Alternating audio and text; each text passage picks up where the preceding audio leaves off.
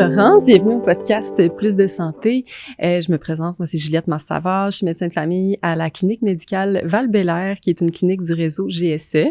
On te reçoit aujourd'hui pour parler de santé mentale et d'épuisement professionnel. Donc, je te laisse te présenter pour commencer. Oui, moi c'est Laurence Paradis-Surprenant, je suis médecin de famille, je suis co-responsable à la clinique médicale à Loretteville avec ma collègue Dr Saint-Pierre. Puis on est une clinique qui fait partie du réseau GSE aussi. Alors Laurence, tu as accepté notre invitation à venir pour parler de santé mentale, d'épuisement professionnel. Qu'est-ce que ça résonne en toi, ce sujet-là? Je pense que c'est un sujet qui est encore extrêmement tabou dans la société en général, mais dans la communauté médicale particulièrement. C'est un peu paradoxal parce qu'on soigne les gens, puis particulièrement en médecine familiale, on voit ça tous les jours, mais notre propre santé mentale à nous, les médecins, ou les épuisements qu'on peut vivre, on l'extériorise pas beaucoup, on en parle pas beaucoup entre nous. On vit ça assez isolé, je pense. Puis je pense que c'est important d'ouvrir la discussion, puis d'en parler. Oui, absolument. C'est vrai que entre collègues, ça dépend de l'équipe que tu as autour de toi, là, pour savoir si tu vas avoir du support, si tu vas te sentir ouverte à en parler. Je pense que, en tout cas, moi, je constate j'ai une pratique mixte, je fais du bureau à la clinique à Loretteville, comme j'ai dit, mais je fais aussi des soins palliatifs dans le CHU. Puis je suis chanceuse, je considère que j'ai deux équipes très compréhensives. Je peux pas dire, je pense que les collègues sont là habituellement pour prendre le relais si on a besoin, mais je pense que c'est nous intérieurement qui le vivons très difficilement puis qui ont de la difficulté on a de la difficulté en général à demander de l'aide. Je sais pas si c'est un peu comme ça que tu le vis aussi, là. Mais je suis d'accord avec toi, puis c'est surtout qu'on sait que demander de l'aide à nos collègues, c'est pas juste de leur demander une oreille ou support, c'est aussi peux-tu prendre la charge qu'en ce moment je peux pas prendre. Donc je pense qu'on a une culpabilité. Puis je pense qu'on est très conscient que on est tous un peu surchargés. C'est de se dire OK, là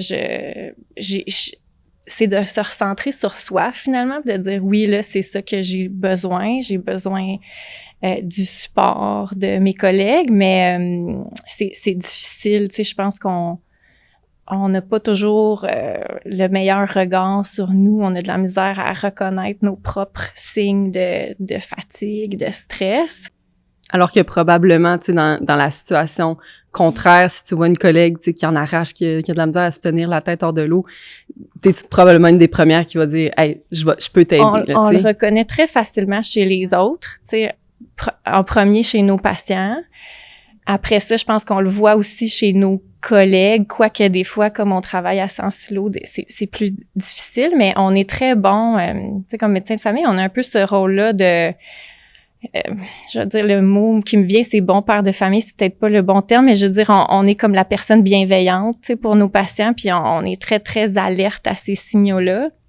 Mais quand vient le temps de le faire pour nous-mêmes, c'est plus difficile. Ouais. Puis on est dur envers soi-même aussi. Là. Je pense que de personnalité dans le domaine qu'on est, on est très perfectionniste. Et on veut être parfait. Là, ça veut dire la même chose, mais alors que quand on sent qu'on échoue un peu, c'est plus difficile peut-être. Oui, je pense que on devrait pas. Puis encore une fois, pour les autres, pour un collègue, un patient, c'est pas, on perçoit pas leur, je vais dire, difficulté ou leur stress ou leur comme un échec, mais quand on le vit nous-mêmes, on le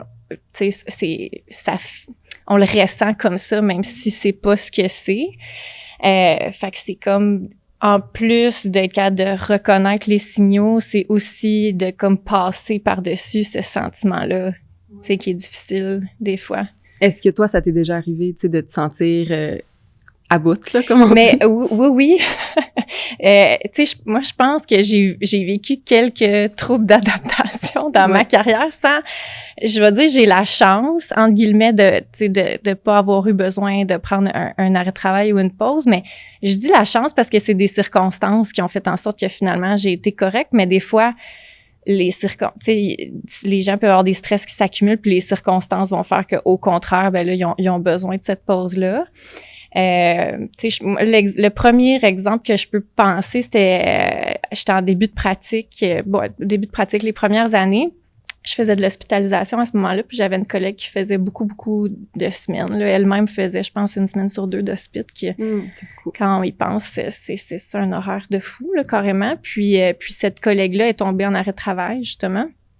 Donc, il fallait couvrir toutes ces semaines jusqu'à ce que l'horaire soit à refaire. Puis moi, en plus, elle était dans mon équipe d'hospitalisation, fait que j'avais quand même pris beaucoup de semaines. J'étais rendue que moi-même, j'en faisais 1 sur 2, 1 sur 3 pendant peut-être 1, 2, 3 mois. Puis, c'est très insidieux comment ça s'installe, cette fatigue-là, puis cet épuisement-là. Au début, je me rendais compte que j'étais fatiguée, mais pas plus que ça, vraiment. Puis là, ben, tu te dis, bon, c'est un coup à donner, on continue. C'est normalisé beaucoup. C'est normalisé beaucoup, ben oui. Puis aussi, ben, tout le monde, là, en a pris des semaines, tu sais, t'as l'impression qu'il faut que tout le monde fasse un peu, donne un peu de sien, fasse sa part, exactement. Tu dis, tout le monde le fait. Moi aussi, il faut que je le fasse. Puis je me rappelle, c'était, tu sais, je n'aurais pas été capable de le nommer, je pense, le pire à ce moment-là, mais tu sais, j'avais un peu de frustration.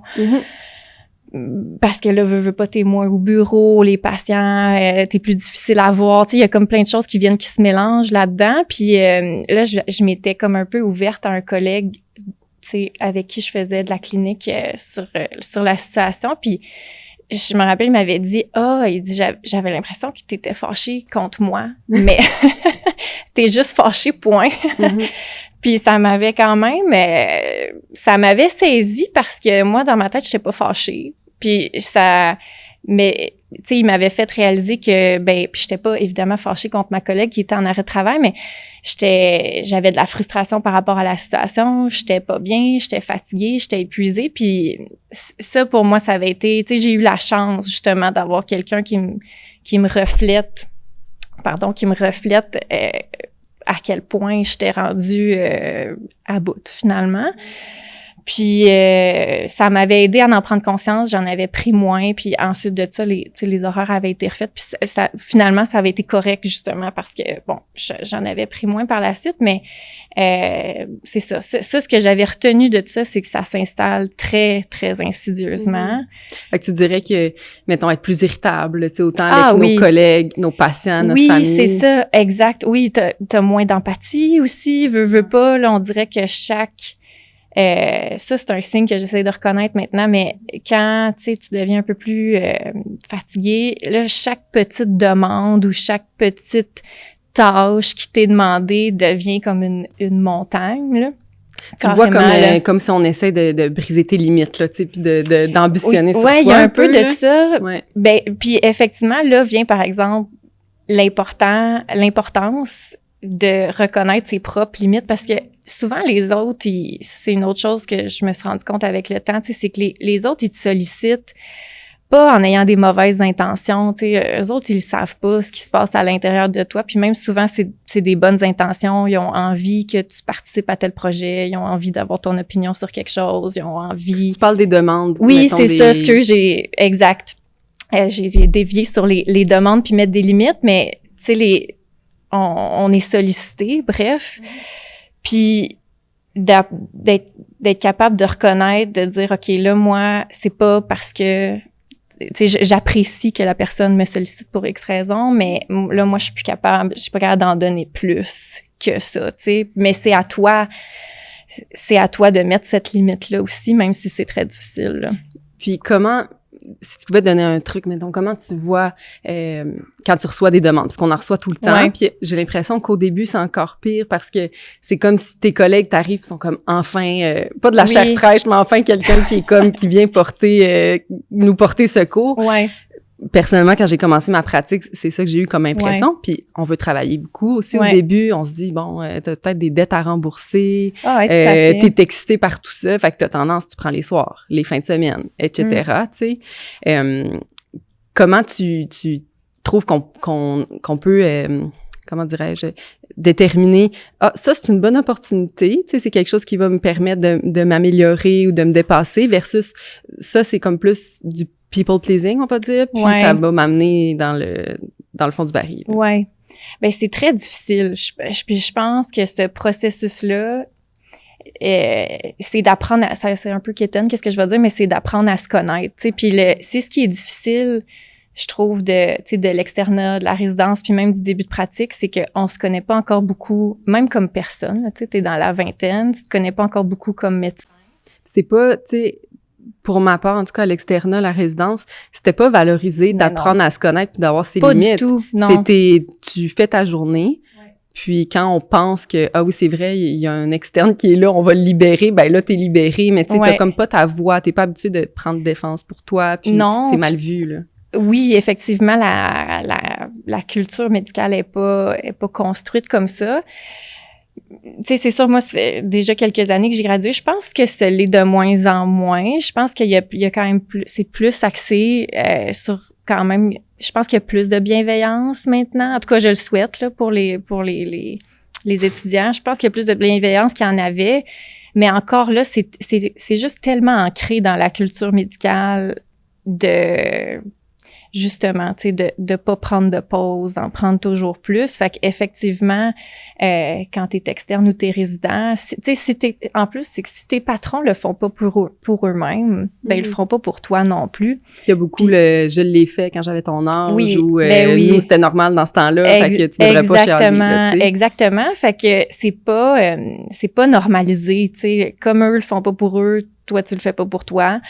Puis c'est pas ce modèle-là que t'as non plus, tu sais. Fait que je pense que ça passe par des essais-erreurs nécessairement, comme bien des choses dans la vie finalement, mais...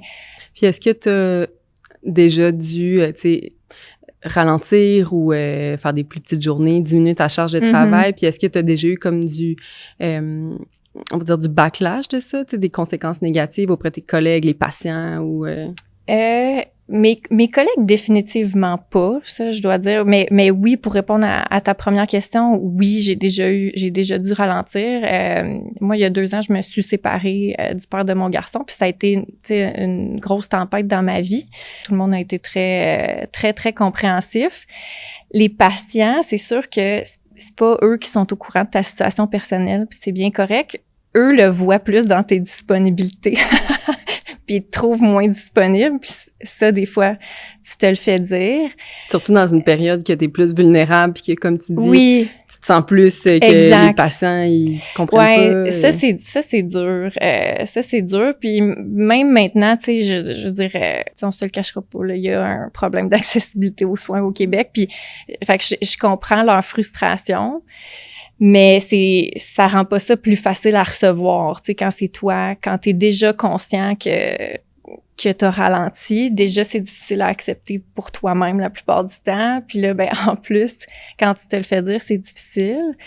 Mais ça, ça venait me chercher plus en début de pratique, ces commentaires-là, ou même, tu sais, une période où je l'ai vécu beaucoup, c'est quand j'étais enceinte, avant de partir en congé de maternité.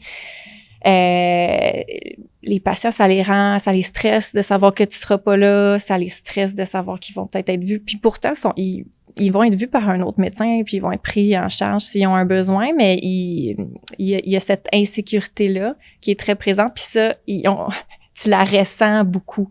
Des fois, c'est comme si les patients peuvent pas voir l'envers de la médaille qu'en te choisissant puis en travaillant, admettons, 3 jours par semaine, ben les jours que t'es là, t'es beaucoup plus disponible, oui, empathique. Ben, tout à fait. Ou je suis là, point. Tu sais, parce que moi, si j'avais pas pu ralentir, il aurait fallu que je prenne une pause carrément. Tu sais, fait que effectivement, des fois, je les comprends de pas comprendre en quelque part, mais c'est vrai que c'est difficile à recevoir des fois. Puis je suis plus capable qu'avant de faire une coupure par rapport à ça, puis de moins le prendre sur mes épaules, mais ça m'a pris du temps, là. Ça m'a pris quand même plusieurs années à être capable de me faire plus une carapace par rapport à ces commentaires-là. Et ce que les gens réalisent pas aussi, c'est que ça a vraiment un impact sur la qualité des soins, là, dans le sens, des fois, c'est pas que tu vas avoir quand même eu une bonne conduite, tu vas quand même, t'auras pas fait de faute médicale, c'est pas ça, mais vu que t'auras pas été aussi empathique que t'aurais pu être, aussi à l'écoute, des fois t'es peut-être même un peu cynique, tu sais, les gens le ressentent, ça, puis après ça, ben ils vont peut-être aller voir un autre médecin, puis ils vont dire qu'ils se sont pas sentis écoutés, puis ils vont reconsulter pour exactement le même problème des fois, juste parce que, puis pas parce que ta conduite était pas bonne, mais parce que ils ont pas eu cette partie-là d'accompagnement ou de se sentir compris. Ils ont peut-être senti l'irritabilité qu'on peut avoir comme tout à fait. Tu viens juste pour un rhume. Il y a des médecins comme ça, dans le fond. Quand on est disposé, on sait qu'on est là pour que le patient quitte puis se sente bien. Oui. Avant tout, oui. et diagnostiqué et tout. Mais quand on est... on règle le problème de la même façon, on a le même traitement, mais si on lui a donné l'impression qu'il nous a dérangé puis qu'on veut juste qu'il sorte, c'est pas Exact. Puis c'est pas efficace pour le système. Tu sais, comme je dis, moi, je pense que ces gens-là refinissent, pas tous, mais il y en a une bonne partie qui finissent par reconsulter. Puis même pour toi, après, c'est pas satisfaisant, t'as pas établi un lien avec ce patient-là. Ça renforce encore plus ton sentiment de peut-être être un pas bon médecin, inadéquat à ce moment-là. Là, il y a de la culpabilité qui rentre en ligne de compte. Tu sais, puis là, ça vient nourrir cette espèce de spirale-là, des fois, dans laquelle tu peux te retrouver que t'es jamais bien parce que t'es pas le soignant que tu voudrais être. Puis, c'est ça. Puis toi, t'es aussi co-responsable, tu sais, de la gestion de la clinique là, à Loretteville. Est-ce que tu as trouvé que des fois, ça t'ajoute une charge mentale? Est-ce que tu as eu des difficultés par rapport à ça? Je dirais oui, définitivement. Mais j'aime beaucoup ce rôle-là. Là. Je dis ça, je l'apprécie beaucoup. Ça fait déjà quelques années que je le fais, mais je dirais que c'est ça qui est le défi dans ma carrière en ce moment, tu sais, de trouver l'équilibre avec cette responsabilité-là en plus de ma pratique. Fait que oui, ça, je travaille encore à essayer de trouver un équilibre parce qu'on est sollicité. Mais c'est sûr que ça aide d'être une clinique qui fait partie du réseau GSE parce que surtout ce qui a trait plus à la gestion du personnel administratif, du budget, de la comptabilité, les ressources humaines. C'est toutes des choses sur lesquelles nous, on n'a absolument aucune formation. On sait pas c'est quoi la norme. Les normes du travail, on sait pas c'est quoi. Fait que d'avoir ce soutien-là, ou du moins de savoir que c'est une situation qui est problématique ou comme nous c'est déjà arrivé là qu'on ait une situation plus difficile avec un membre du personnel, ben on a pu débroussailler ça avec Sébastien Hénaud qui fait les ressources humaines à Loretteville, avec GSE, puis ça nous a beaucoup aidé. Mm-hmm. Oui, parce que c'est vrai, moi aussi je suis responsable de ma clinique là.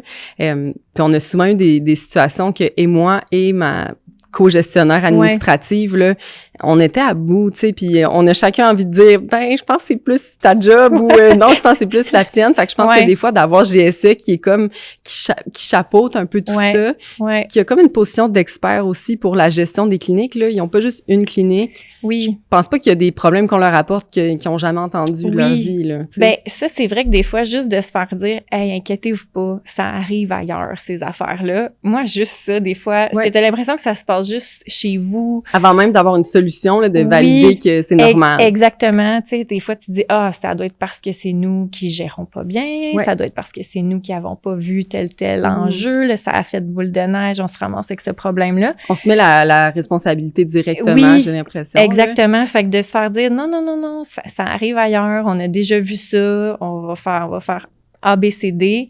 Juste ça enlève une grosse charge. Ouais.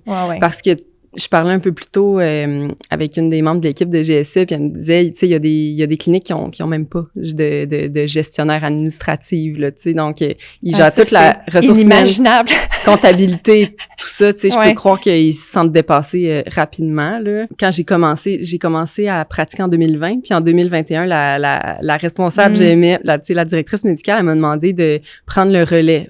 Donc, j'étais comme un bébé médecin, on s'entend. Ça, c'est dur. Oui, absolument. Tu sais, puis à ce moment-là, on n'avait pas encore GSE dans nos vies, malheureusement.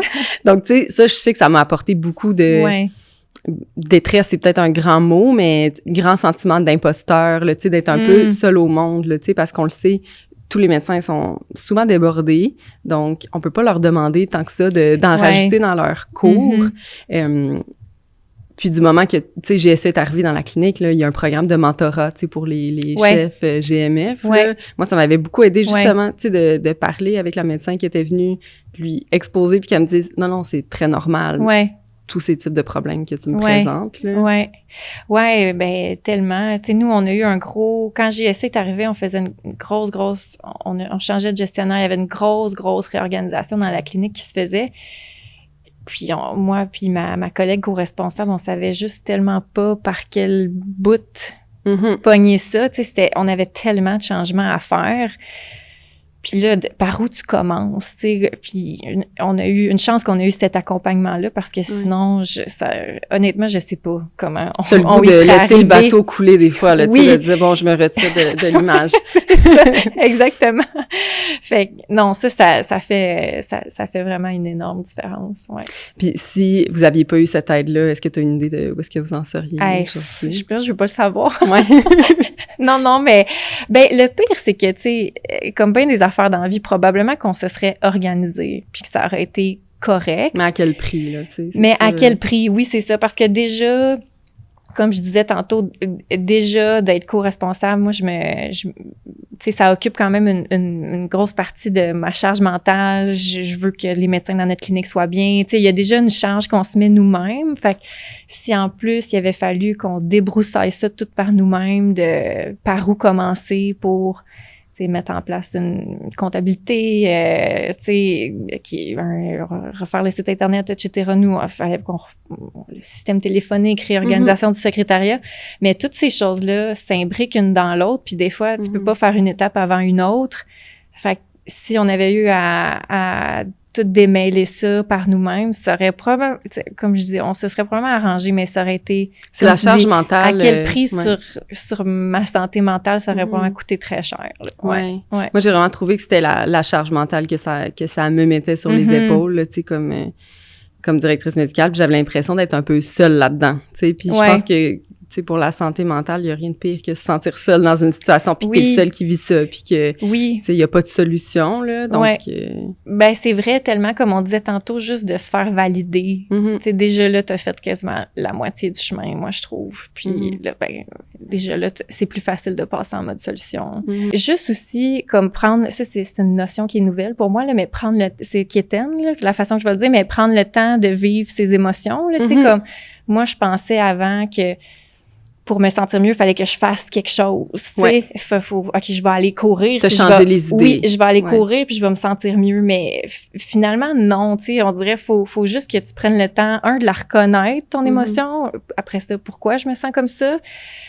Puis je me suis rendu compte que c'est ça. J'ai pas rien à faire pour qu'elle s'en aille. Il faut juste que je la vive. Puis je pense de comme l'accepter avec bienveillance, là, ce qui est vraiment dur, mais de pas dire facile. Hey, c'est pas facile ce que je vis, c'est pas facile Vraiment. ma job ou telle situation que tu vis. Oui, là. c'est comme faut tout c'est un travail de rechanger son discours intérieur, tu sais. Puis ça, je dirais que la parentalité m'a beaucoup aidée par rapport à ça parce que c'est en lisant ou en écoutant des choses plus pour mon fils, mettons, de me dire, OK, ben comment je peux faire en sorte qu'il ait plus confiance en lui ou qu'il se...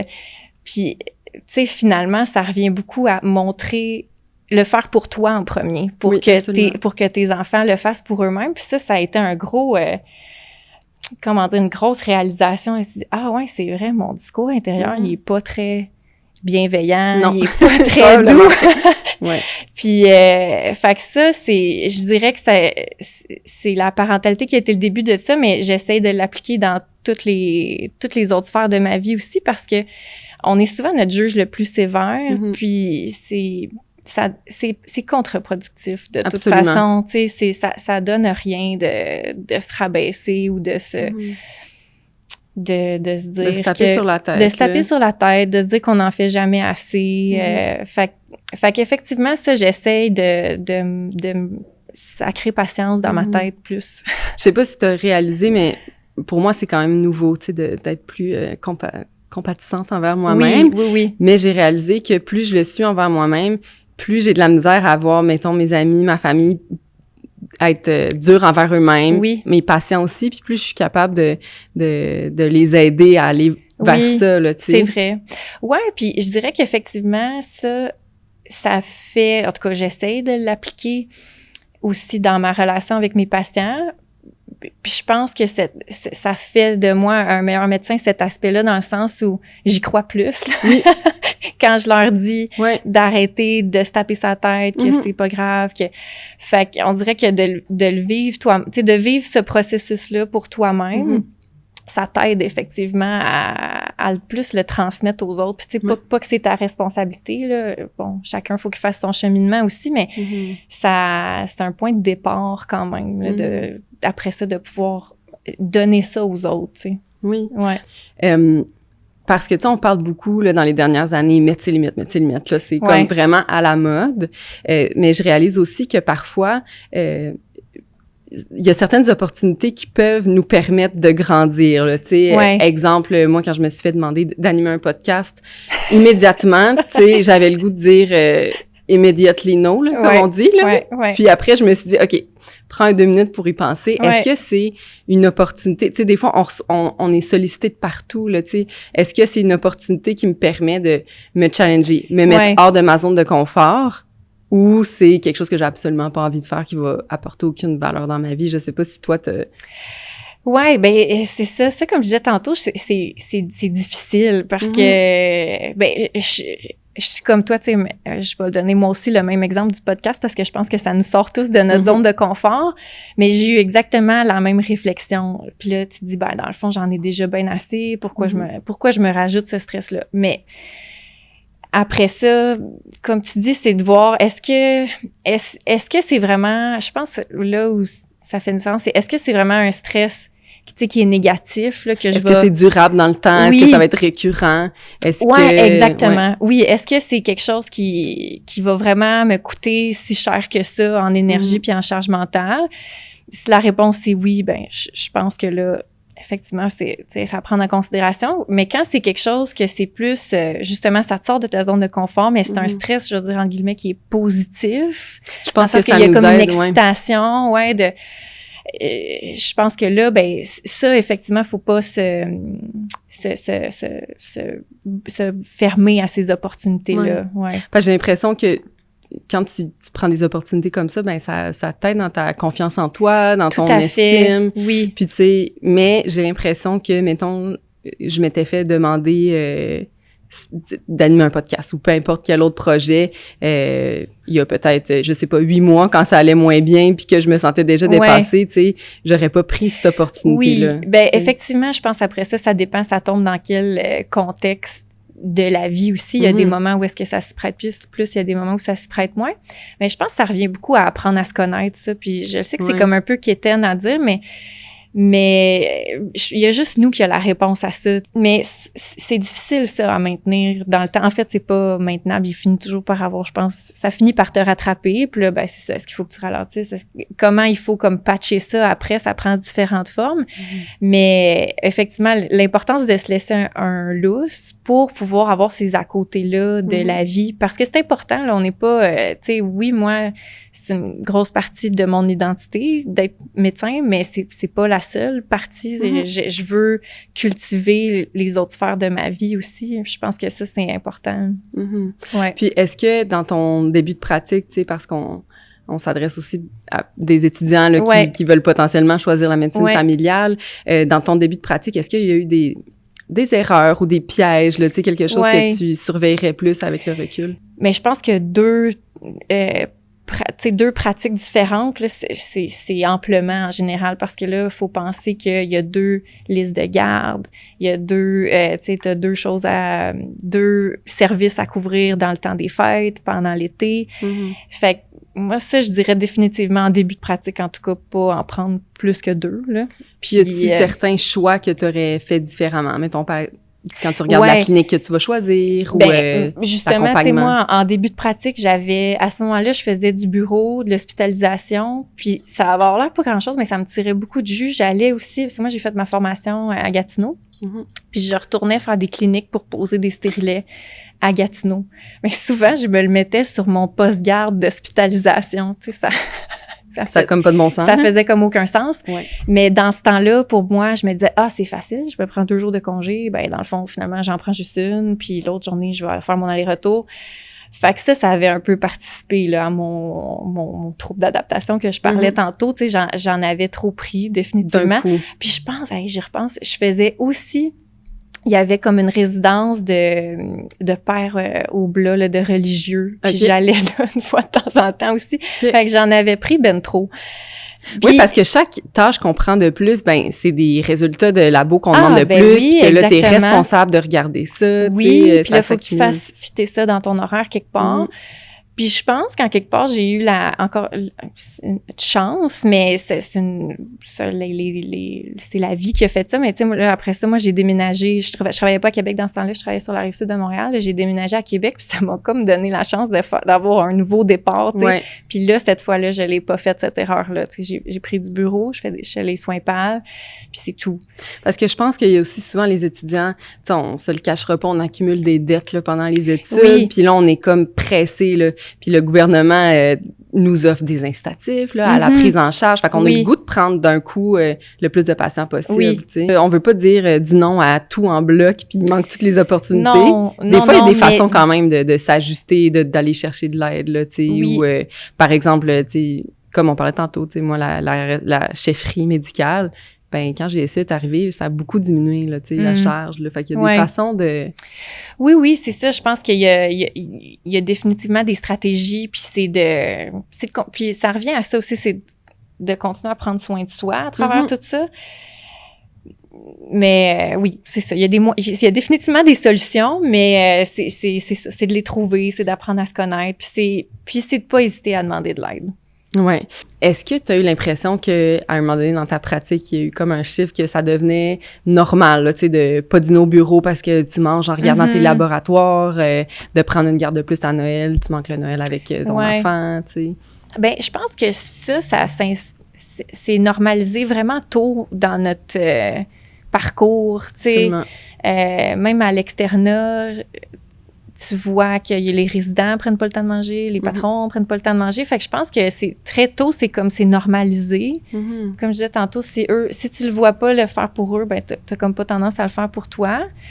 Mais à l'inverse, justement, tu sais, moi, mettons, je redonne l'exemple des vacances, mais j'ai des amis ou j'ai eu des gens proches de moi que j'ai vu qui se permettaient d'en prendre, puis ça l'a comme légitimisé. Ouais.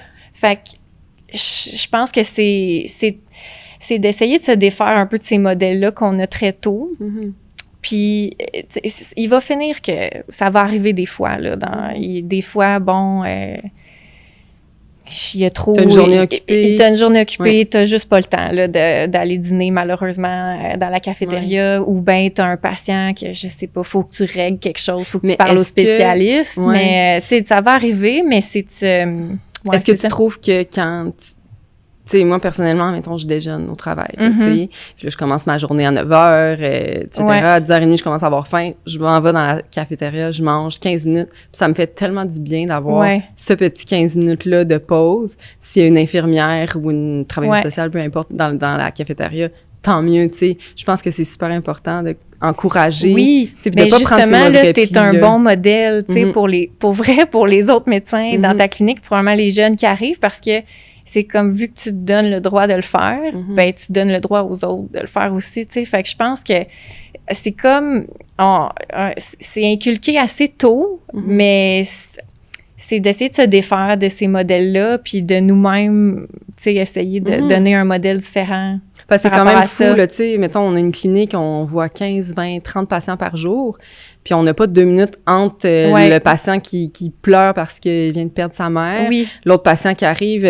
il n'y a pas de switch, là, tu sais, de remise à neuf, là, tu sais. Ouais, je pense que c'est important, tu sais, pour les personnes qui vont commencer, de mettre des petites pauses, ou juste, c'est ça peut être juste de prendre 20 minutes de dîner avec tes collègues. Ça n'a pas besoin d'être long, ou juste de se donner même un petit moment de quelques... Tu sais, c'est juste pas finir ta note puis repartir tout de suite. Je pense que c'est tout à fait légitime. Puis ça va, tu sais, on a un travail qu'il faut travailler le soir, il faut travailler la fin de semaine. Fait que c'est immanquable que des fois, ça va être en conflit avec d'autres affaires qui sont importantes pour nous. C'est correct, ça fait partie de la game, je pense. Mais c'est important juste que c'est pas toujours ton tour qui revient. Puis s'il y a quelque chose qui était très important pour toi de pas manquer, ben c'est correct, tu sais, de demander d'échanger avec quelqu'un. C'est correct de manifester que, ben ça, pour toi, c'est important. Puis finalement, ben t'aimerais peut-être l'avoir, ce moment-là, avec ta famille ou... C'est difficile là, de mettre ses limites puis de décider des opportunités. Par exemple, pour le podcast, là, je pense que toi et moi, les deux, on a pris cette décision-là de participer parce que c'est un podcast sur la médecine familiale. Ouais. C'est tellement important à valoriser en ce moment. Là. Toi, y avait-tu des raisons particulières qui ont fait « OK, je passe par-dessus le temps que ça va m'enlever puis je participe au podcast ». Ben, je pense premièrement, il y avait le sujet, tu sais, parce que je trouve que c'est ça, c'est encore très tabou. Malgré qu'on en parle plus, c'est très tabou, la santé mentale, puis c'est encore plus tabou dans la communauté médicale. Puis aussi, moi, mettons, dans les dernières années, dans les moments plus difficiles de ma vie, j'en ai écouté du podcast. Ouais. Vraiment beaucoup. Moi aussi, j'écoute beaucoup de podcasts. Ouais. Puis pour vrai, ça m'a beaucoup aidé sur plein d'affaires. Tu sais, bon, des fois, t'en écoutes un meilleur qu'un autre, mais je trouve que des fois, ça vient... En fait, souvent, c'est venu juste valider. Tu sais, on parlait de validation tantôt. Ça vient juste valider. Ah ouais, moi, je m'identifie dans cette situation-là ou dans ce problème-là que j'ai dans ma vie en ce moment. Puis ça me fait du bien de savoir que d'autres personnes le vivent aussi, que je suis pas anormale. Puis là, ben, c'est en plus dans le podcast, des fois, ils présentent un peu des pistes de solutions.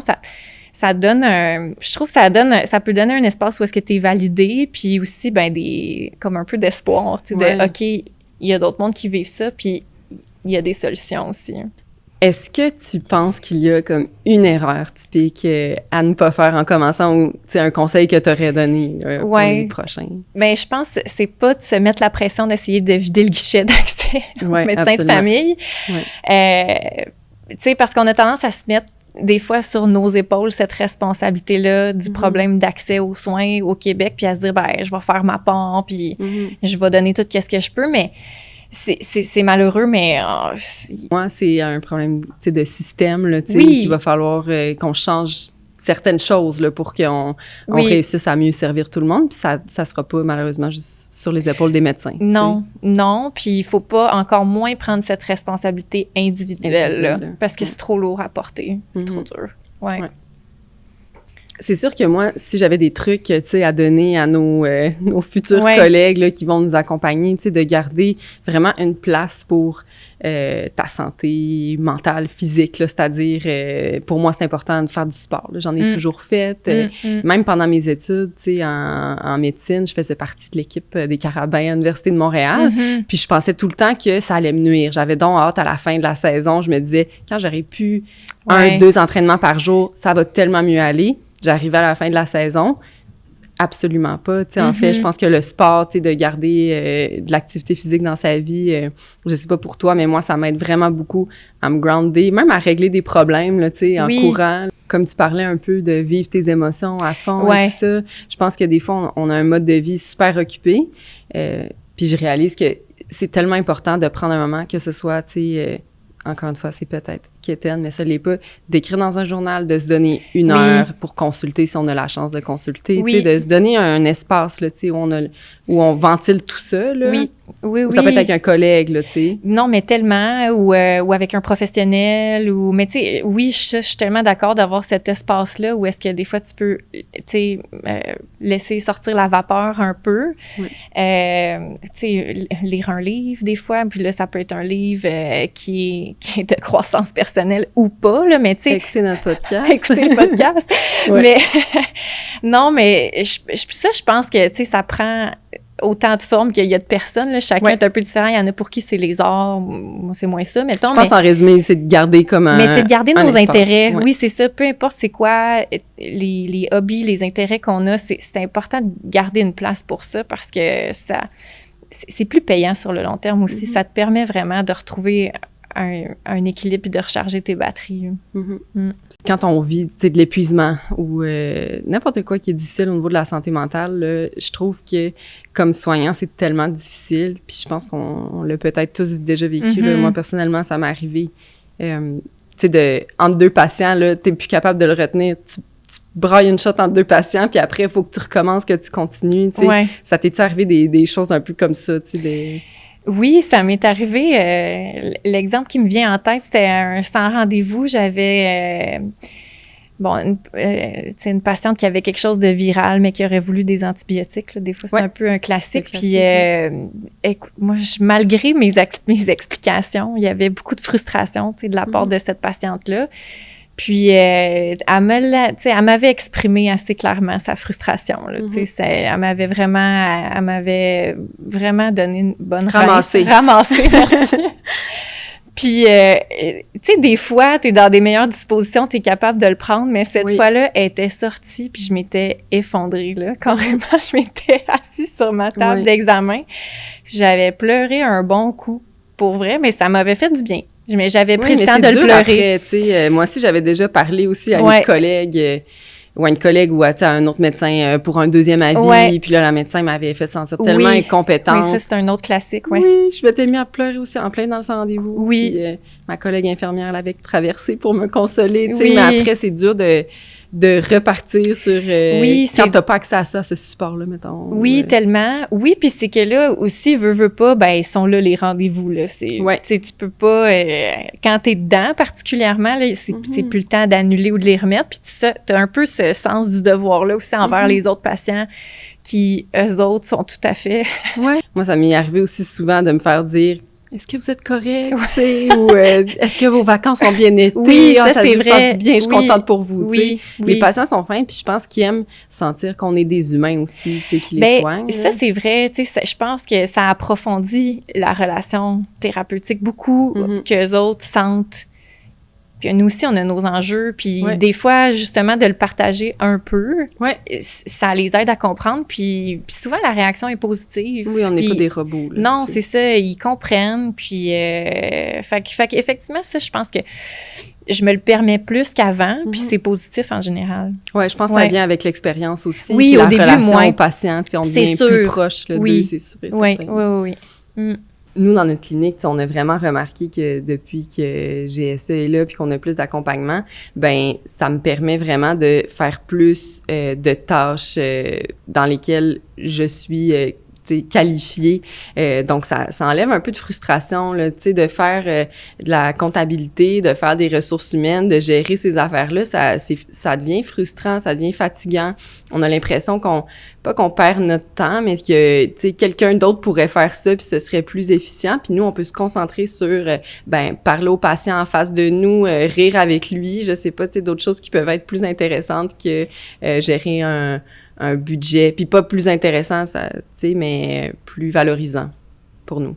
Donc, on serait rendu à la section que je te pose des questions sous pression, qu'on va dire. Là, petite question rapide, petite réponse rapide. Donc, je me lance. Poser ses limites, c'est mal vu. Vrai ou faux? Je vais dire vrai, mais il faut que ça change. Absolument. Plus tu vois de patients, meilleur tu es comme médecin. Vrai ou faux? Je pense que ça aussi, c'est vrai, mais il faut que ça change. C'est une perception qu'on a. Donc, dans le fond, c'est faux. Oui, c'est faux. Oui. Ben, je considère que c'est faux. Oui. Mais je pense qu'on a cette perception-là qu'un médecin productif, c'est un bon médecin. Selon je sais pas si ça fait du sens. Oui, je comprends. Selon toi, encore vrai ou faux, là, ça va tous être des vrais ou faux là, pour les deux prochaines questions. Tu peux être passionné sans pratiquer 24/7. Ah ben oui. Je pense que tu es plus de chances que tu gardes ta passion, puis ton plaisir de pratiquer si, comme on disait tantôt, tu prends des moments pour toi, tu prends des pauses, tu prends des vacances. Oui, tout à fait d'accord. Ouais. Le burn-out, ça n'arrive qu'aux autres. Faux. Faux, puis c'est insidieux. Ça s'installe vraiment tranquillement. Puis je pense qu'il faut être alerte à nos signes de fatigue puis d'épuisement. Oui, je pense qu'il y avait une étude, je me souviens plus trop c'est dans quel journal, là, mais qui parlait qu'il y a un médecin sur deux là, qui va avoir un épisode d'épuisement professionnel. Oui, puis c'est pas... tu sais, je pense qu'en général, en médecine, on a des gens qui ont un haut niveau de fonctionnement. Fait que c'est pas tout le monde qui va nécessairement... comment dire, ralentir, de travailler, là, ou plus être capable de travailler, mais ça veut pas dire que ça n'a pas un impact majeur sur sa vie quand même. Fait en fait, je pense que ça arrive probablement presque à tout le monde. Oui, malheureusement. OK, je te donne des choix rapides. Parfait. Un café ou une heure de sommeil de plus? dans la réalité ou dans mon souhait? Je Pour pense toi, ouais. Ouais, dans la réalité, mais c'est sûr que moi, j'ai un jeune enfant. Fait que la réalité, c'est un café. Mais OK. j'aimerais ça que ce soit l'heure de sommeil de plus. OK. Ouais. Dîner à ton bureau ou avec tes collègues? J'avoue que je dîne souvent dans mon bureau, mais je vais dîner avec mes collègues au moins 2 à 3 fois par semaine. Dans C'est la déjà cafétéria. quand même pas Ouais, pire. j'essaie d'y aller. OK. Prends soin de toi ou prendre soin des autres en premier? Ah ben là, faut prendre soin de soi. Mais c'est un travail défi. d'une vie, je pense, mais la réponse, c'est prendre soin de soi.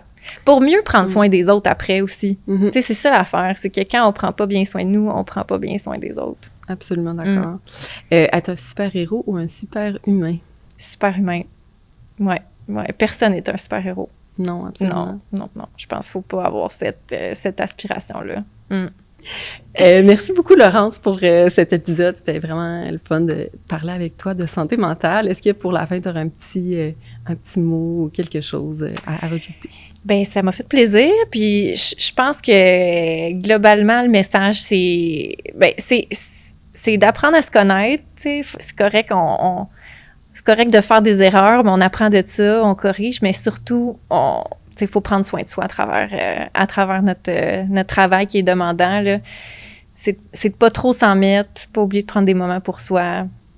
Se prioriser. Pas s'oublier. Ouais, pas s'oublier. Non, mais merci beaucoup. Merci.